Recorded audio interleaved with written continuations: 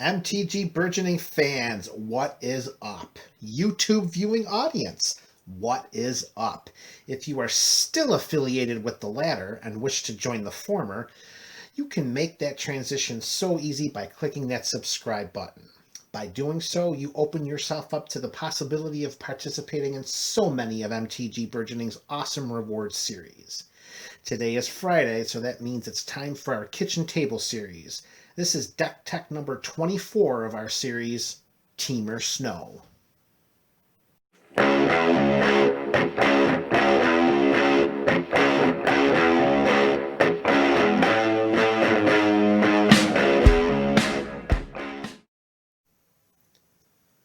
Welcome back, Burgeonites. MTG Burgeoning here, and we are sitting at the cusp of deck tech number 24 of our kitchen table series.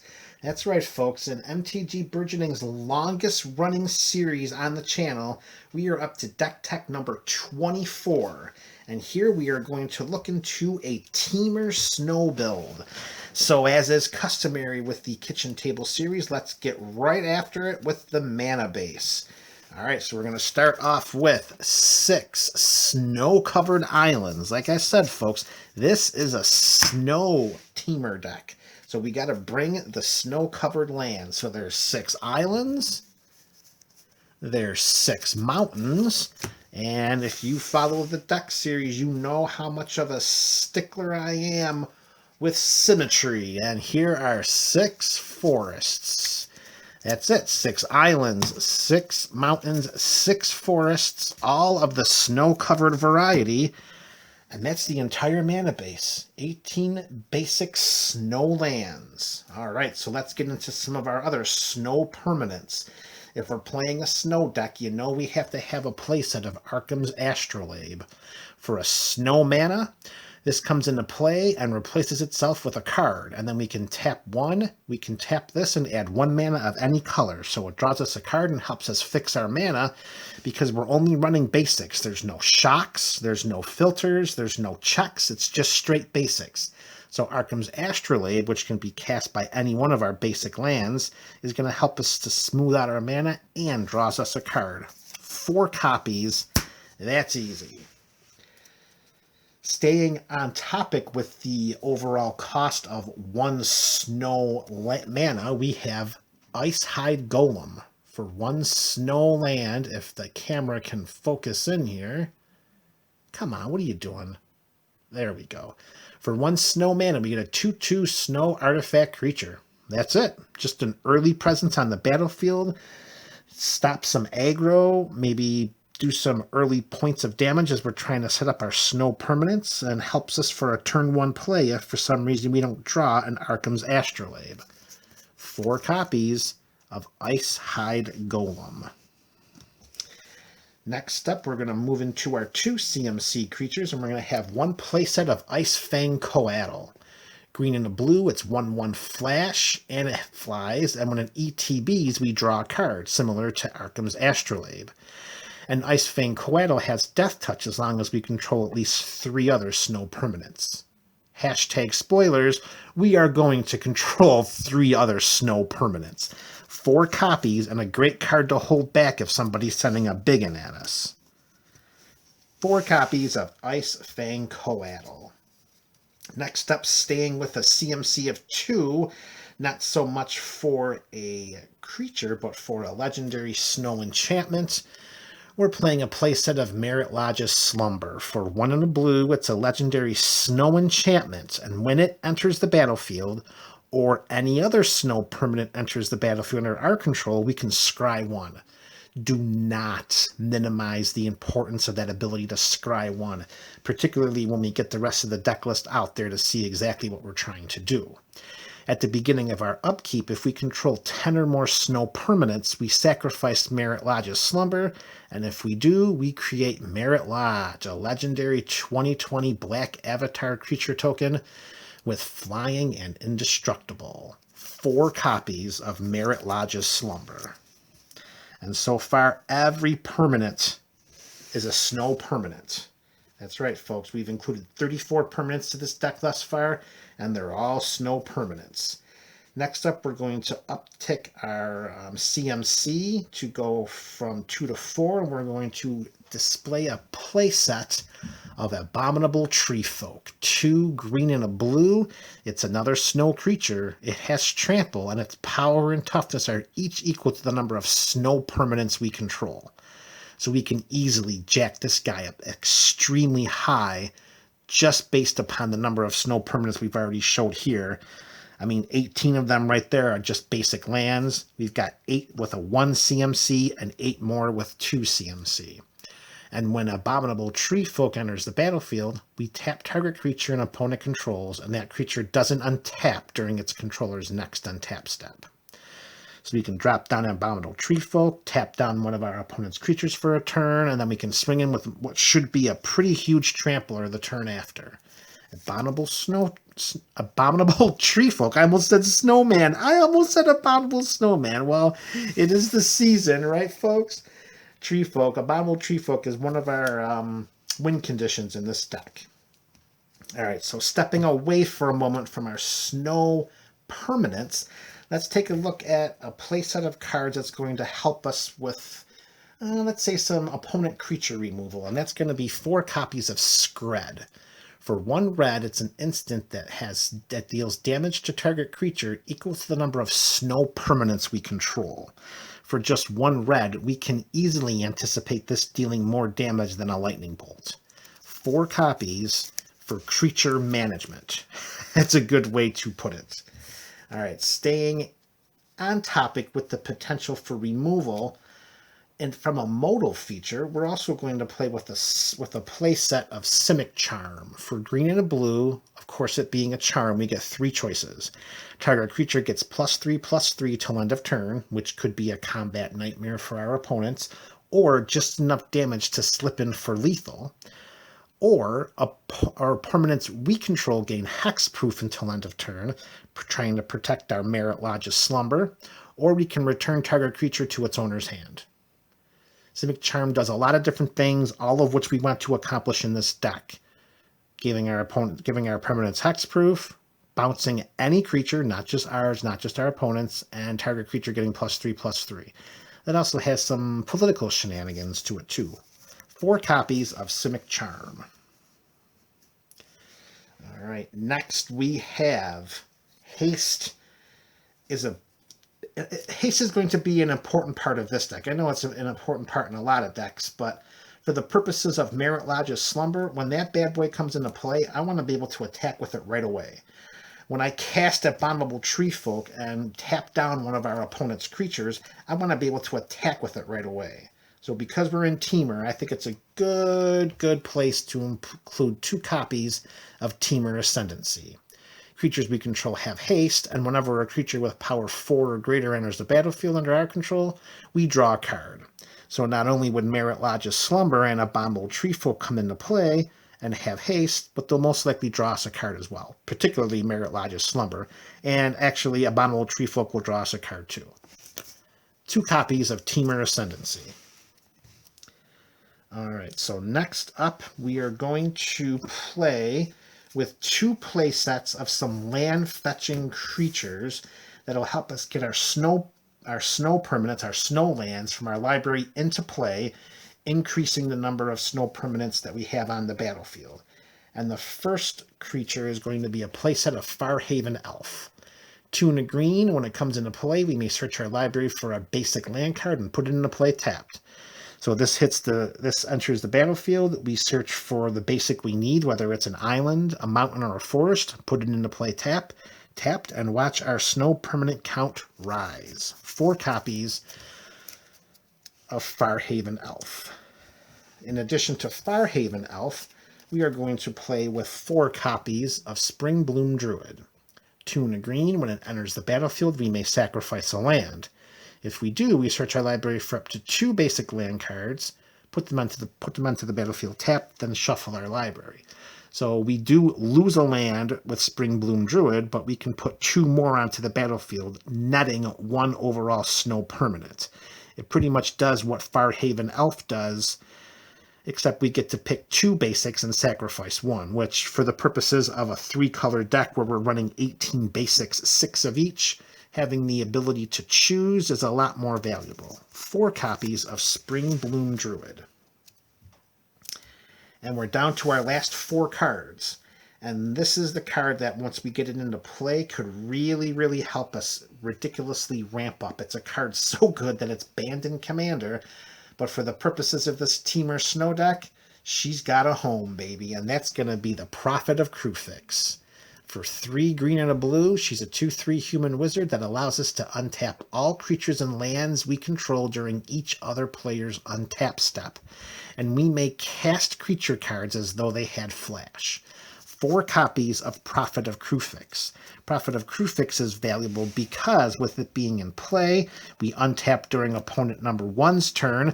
Maybe we end step cast a Spring Bloom Druid, or we cast a Farhaven Elf, getting more lands onto the battlefield, making our snow permanent count grow, getting a bigger abominable tree folk, triggering more Merit Lodge's Slumber. Very, very valuable card, that Prophet of Kruphix.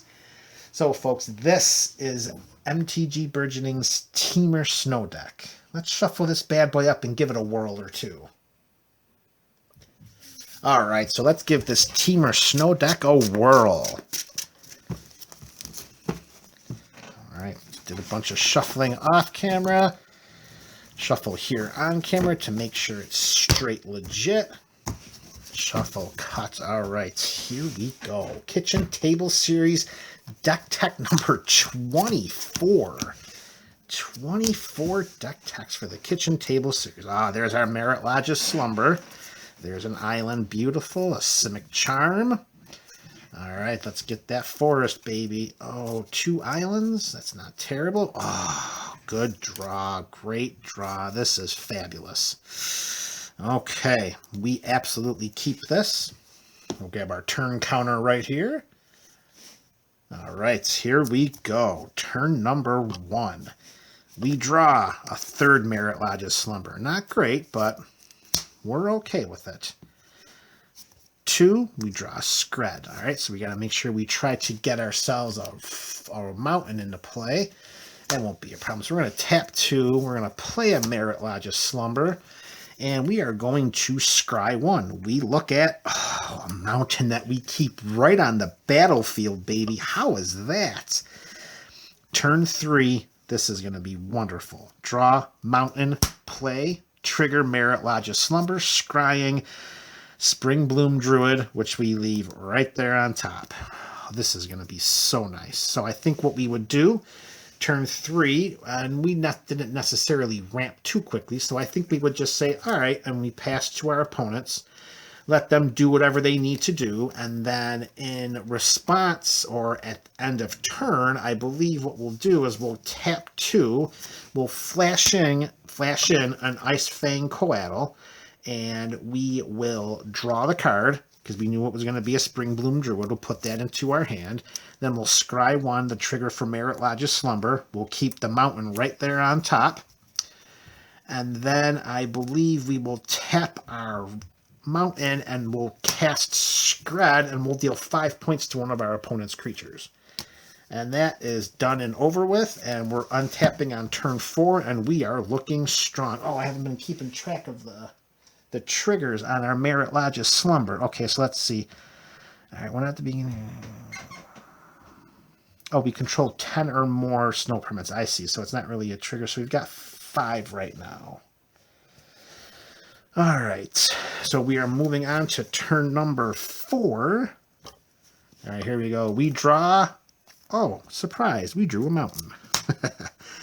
All right. So play a mountain, trigger, scry. We'll just leave that there because what we're going to do is we're going to cast our Spring Bloom Druid.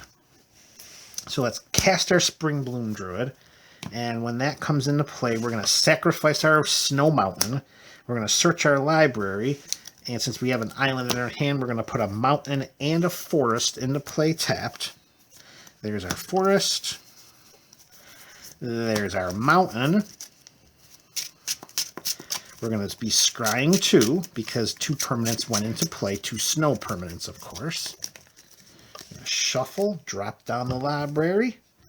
All right, trigger 1 the forest. We scry 1 and we scry into a simic charm. Let's put that on the bottom. Scry 2 trigger the mountain, and we show... Oh, seriously? 2 straight simic charms? What the heck? All right, so we'll put the simic charm down. Wow, 2 of them. And then we are... Let's see, we are 1, 2, 5, 6. We're at 7. We're at 7 here with our snow permanents. All right, so let's see. We untap. We move on to turn number 5, and we draw Prophet of Kruthix. Unfortunately, we don't have many creatures, if any, but I think we'll have a way in which to make it work. So I think what we're going to do, let's play that. Oh, this is turn, yes, turn number 5. Wait, turn 5, turn 6. Oh, I lost track. 6, this is, yeah, this is turn 5 because we played the Spring Bloom Druid. Okay. All right, so I think we play our island. We scry 1. Ooh, Farhaven Elf. I think we're going to keep that right there. So I think what we're going to do is we're going to get a little tricky here. So let's tap 5. We're going to cast our Prophet of Kruthix. And then we're going to pass the turn. We're going to untap during our opponent's turn. And then when our first opponent moves to end step, we're going to tap 2. And we are going to cast Simic Charm.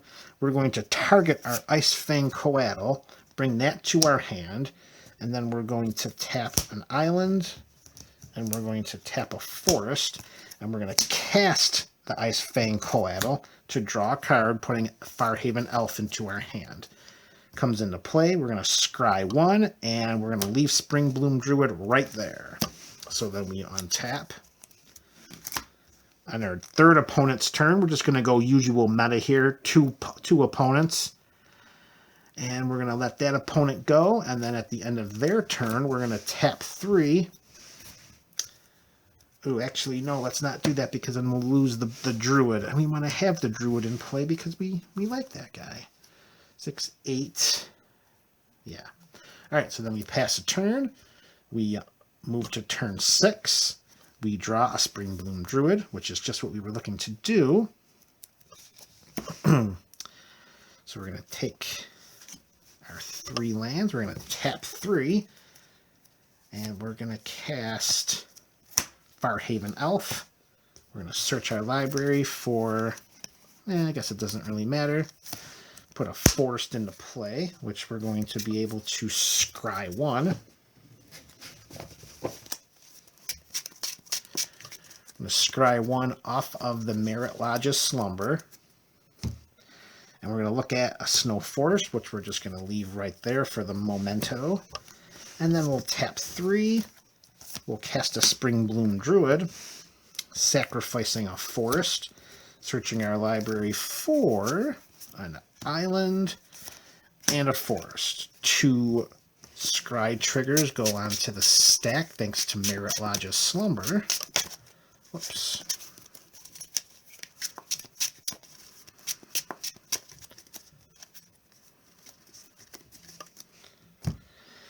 Scry 1. A Golem, which I think we're just going to... What's our count at? 2, 4, 5, 8. All right, so we definitely have... So we'll just put that on the bottom. We're looking for our abominable tree folk and a mountain. So we'll put that on the bottom too. All right, so we are looking pretty good, folks. Our count is up to 1, 2. We are up to our 10. So at the beginning of our next upkeep, we are going to put a Merit Lodge token into play. And that's really how we could do it in Temur Snow. I mean, this is turn 6. We still have 2 more Merit Lodge's Slumbers in our hand. Would have been nice if we would have gotten an Abominable Tree Folk and then show what that could have done in conjunction with our Temur Ascendancy. Well, you know what? Why don't we just do it one more time? All right, so we're going to give this Temur Snow deck from our signature kitchen table series. One more go around to see if we can't get it to play a little bit differently. Having the enchantments in play, I can definitely, from previous and historical experiences, note that enchantment removal is not even close to as common as creature removal. So having the majority of our snow permanents being lands, triggering our Temur Snow slumber is something that can go off pretty frequently. You wouldn't think that, but not many people take into account the need to remove enchantments. All right, here we go. 1, 2, 3, 4, 5, 6, 7 on the dot. Come on, we had a great draw last turn. Let's see if we can duplicate. Oh, look at that. There's our tree folk. There's a Coatl. Simic charm. Oh, baby, this is going to be a great... All right, we definitely keep this, folks. All right, here we go. We're moving to turn 1. We draw another Icefang Cauldle. Forest into play. Arkhams Astrolabe, trigger, draw a card, and we get another one. This is awesome. Draw 2. There's our profit. We're going to play an island, and I think we will then pass the turn to any unsuspecting opponents that might try to attack us with a creature that might be bigger than a 1/1 or a 2/2. And if that doesn't transpire, well, then at the end of our last opponent's turn, we'll flash in an Icefang, drawing a forest. Wonderful. We move to turn number 3, and we draw a nice Farhaven elf. All right, so I think what we're going to do is we're going to put the Springbloom Druid into play. We're going to tap 3. We'll cast that Springbloom Druid. We're going to sacrifice this forest, and then we're going to search our library for an island and a mountain. So we're ramping up. We got 4 lands in play on turn 3. We still got some more card draw spells in our hand. I think next turn we're going to bring out the tree folk, baby. It's going to be time to show everyone what the love of an abominable tree folk really means. All right, turn 3. We pass the turn around. We untap. We move to turn number 4. Quattro. We draw. Perfect. A little bit of removal. Oh, things are looking so nice. All right, so you know what? Let's get him in play. Let's tap 4, and we're going to cast the big guy. He is in play. We're paying 4 for him. He is a 6/6. He's got 6 snow permanents in play, which is going to be more after next turn. I can guarantee you that. Oh, I'm sorry, 7.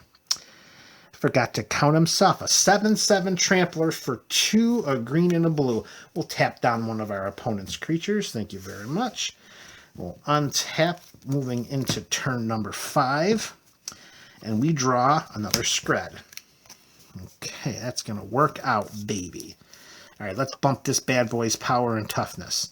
Let's tap this island, and let's cast an Arkhams Astrolabe. Let's draw a card. Another another tree folk. He goes to 8. And let's see. I think what we will do, let's swing with our guy. We'll swing with the abominable tree folk. We'll be a little defensive this turn. We'll swing 8/8 because we have all kinds of removal. We've got a Simic Charm. We've got a couple of Scrads. We got another tree folk. I think we're doing just fine here. So we swing out on turn 5, deal some damage. We still got some blockers. Let's just say our opponents try to do some ramping up with some creatures of their own. We'll cast a Scred. We'll deal 8 points of damage to someone. 2, 4, 6, 8. That's right. And then we'll tap a blue, and we'll tap this, and we'll deal 8 points to another one of those creatures, and we'll get rid of our opponent's creatures and clear up the board a little bit. So that when we get to our next turn, and we untap, and we're looking at a great board on turn 6, and we draw a Springbloom Druid. Man, things are just going to work out wonderfully. I'll tell you one thing, though. If we could have gotten another land to play the Prophet with these cards in our hand, oh man, it would have been all over. So here we are, turn 6. We're sitting pretty, folks. It's working out. There you go. Burgeonites, this is MTG Burgeoning. You are watching the Friday Kitchen Table Series, deck tech number 24, Temur Snow.